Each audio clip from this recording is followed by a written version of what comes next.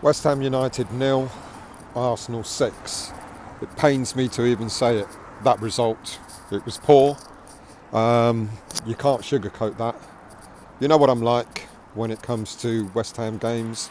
I always try to look for positives in a game, and I had to take a while to actually do this video, this post-match review, because it's not that I was so much angry with the result.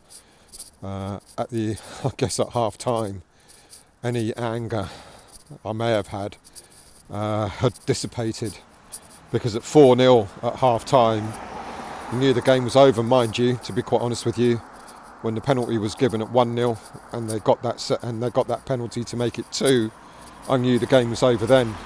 But it felt as if the players themselves knew that the game was over then as well. How ironic, because we started off all right, matched them. First 20 odd minutes, everything seemed to be fine. And then when we conceded the first goal to the corner, we're like, how do we, a team that is drilled to defend well, a team that is managed by an ex-defender, a team that is meant to be masters of the low block, and being really good at defending set pieces and being really good at scoring set pieces, how on earth did we manage to concede that first goal? And then the penalty, and then another Declan Rice assist, and you just knew by half-time the game was over. If there's any consolation, I guess we only conceded 2 goals in the second half rather than another 4. Look, let's take nothing away from Arsenal, as it's going to pain me to say this, but they looked excellent today. For as good as they were, we were as bad. Everything that they did, we didn't do. They had good movement, they had good passing, they always managed to find a player to pass the ball to, always progressive, rarely a back pass unless it was absolutely necessary. They did what they had to do in defence, niggly little pulls of the shirt, blocking player runs. They did manage to put us off our guard. We don't do that. Whenever we had the ball, you look at Jared Bowen and Mohamed Kudus, every time the ball went anywhere near them, Arsenal players were right up against them, really tight, weren't giving them an opportunity to move, to turn or anything. Us, when we didn't have the ball, Arsenal had so much space in front of them. We didn't close them down, not once. Backed off until we were in our 18-yard box, in order to give them an opportunity to shoot, score, whatever. Some of their goals were class. I can't lie, I hate this. Declan Rice's goal was superb. It was that was their 6th goal, and that was superb. Trossard's goal, their 4th goal in the first half, was another class strike. They scored some good goals, but at the same time, our defending was absolutely woeful in some of the goals they scored. And to concede goals from set pieces was just like tragic. So a 6-0 result, I know what it's going to be like. I've already seen it. The videos are out, the posts are out on YouTube, on Twitter, on all the social media accounts. Moyes out, Moyes out, Moyes out. Look, let's be realistic.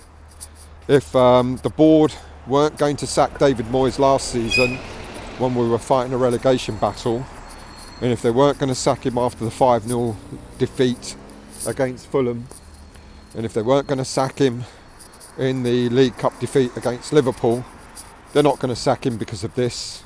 I think it was our 4th or 5th worst defeat in Premier League history. They're not going to do it. They're not going to knee-jerk like that. As much as everybody believes that he should be sacked, the board won't do that. Does it impact on his contract, David Moyes? And whether West Ham United, the board, Sullivan, gives him a new contract? Maybe. It might do. It might do. Or maybe there'll be some certain demands expected off David Moyes. Or, if he does agree to sign a new contract, there'll be certain criteria, not demands, certain criteria expected of him. But I guess we'll wait and see what happens there. But in terms of this game, it was absolutely woeful. We set ourselves up wrong.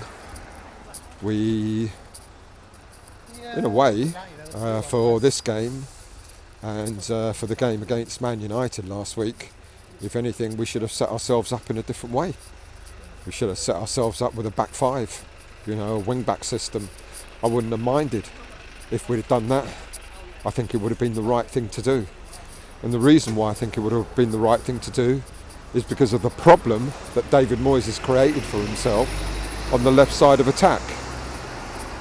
Now, why he thought that the solution today against Arsenal was to put Ben Johnson on the left side of midfield is beyond me. He keeps talking about not having a balance in the team, and he's got a problem on the left side. He's got solutions. I've never trained a team in my life. I've never coached a team in my life. But even I can see that Moyes has got several solutions available to him, if only he wasn't stubborn enough to go with them. First solution, I think, if he'd have gone with a five at the back, he would have been able to have had Emerson as a wing back. That would have given us something on the left side of attack. Second solution, he could have put Emerson as a 3 in attack behind the striker and put whoever, Ben Johnson or Creswell or whoever as a left back. That would have been a second solution. Or the third solution could have been that he could have played a left-sided player on that side, Maxwell Cornet, who didn't even get a minute on the pitch today. He could have started with Cornet on the left side. He's got options, he just doesn't want to use them. He just doesn't want to facilitate those options, which is a real frustration. And it kind of screams out what we were lacking. I don't care whose fault it was, whether it was Sullivan's, Steiden's or Moyes' fault about not buying a left-sided attacking player. It was evident that we should have done, and when we knew that we weren't going to get a left-sided player, we should have put the stop on either Ben Rama or Fornals leaving. Let one of them go, but not both, because at least there was something as an alternative there to use. So it's frustrating. It's frustrating. The scoreline was frustrating. The way we played was frustrating. Some of our players, a lot of this is on Moyes. The way he set us up, the way the team selection, etc. It's on Moyes. There's no two ways about it.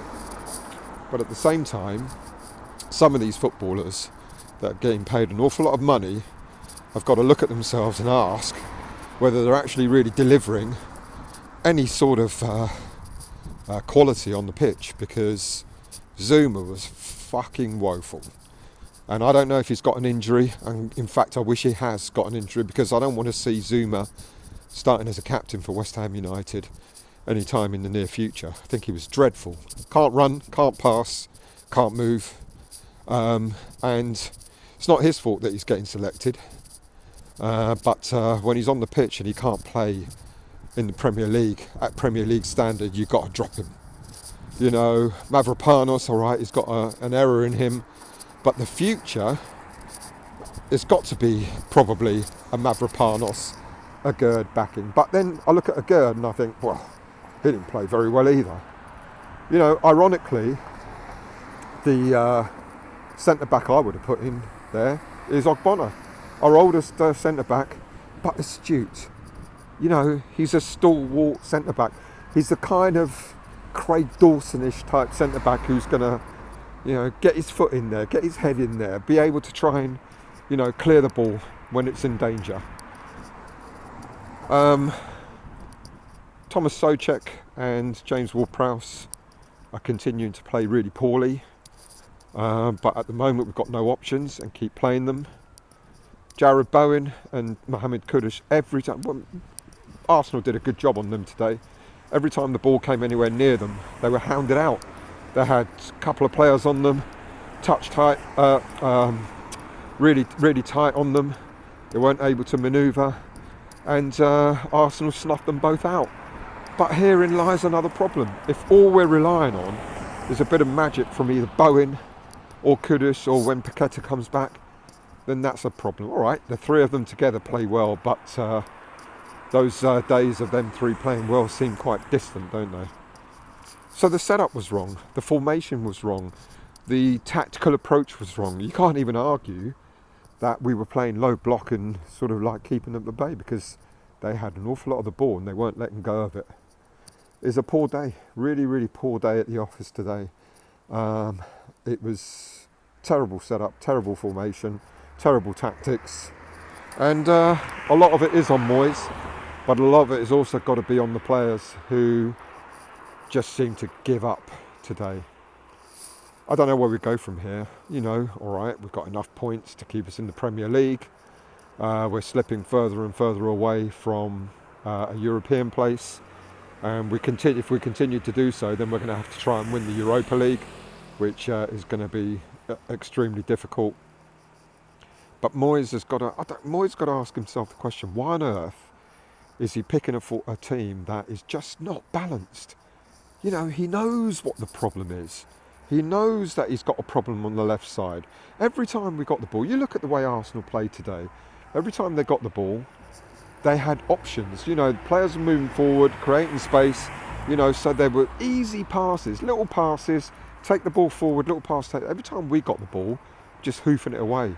Hoofing it straight up from a guard or from the keeper or whatever, straight up to Bowen and try and hope for the best. It's fucking shit football, that.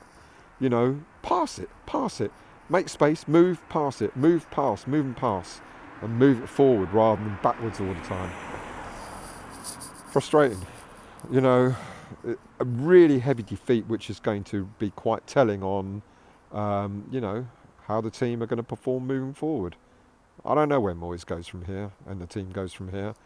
We've got a week to put it right. We've got Nottingham Forest away on Saturday, and see what happens then.